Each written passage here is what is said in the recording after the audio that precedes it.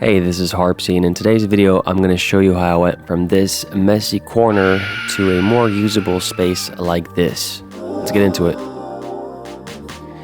So I began by moving all the crap I had collected over the years, along with the things I decided to keep, to the side while I prepared the walls for primer and paint. You could see that on the right side of the screen with the time lapse. Huge suggestion: if you haven't been using something for over a year, toss it. Okay, now it was time to prep, prime, and paint.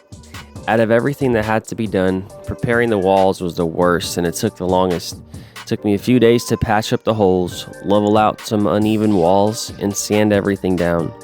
I've never done drywall mudding, but I tried it a few times and got the hang of it. For a garage setup, this is not required, and you could just paint and add some paintings over the walls. I went the extra mile because I'm not planning to put up too many things on the walls for now. Anywho, I then primed and painted. All 3 steps took me about 5 days to complete.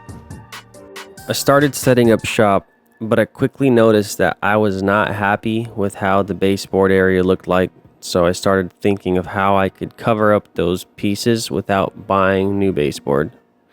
I quickly discovered I had some old fence laying around, and I decided to build baseboards out of some old fence, and I'm going to show you how I did that here.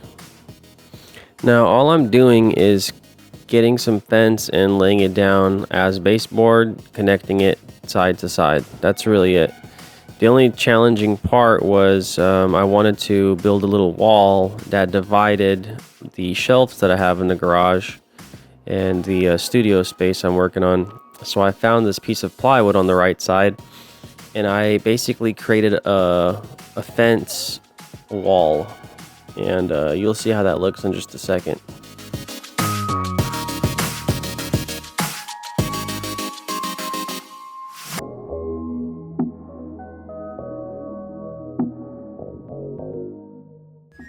So here's how the room looks after the baseboard was added and the fence wall was completed.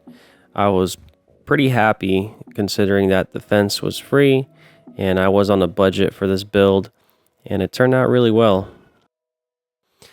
Okay, and that's it for the quick remodel. I'm now putting back all the things I decided to keep, which is this shelf, table, a filing cabinet with a printer, because I am still using this space as an office too.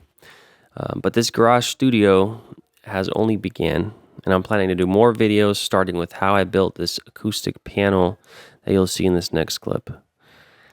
That's it for today. Have a good day. Here's the finished result. Switch.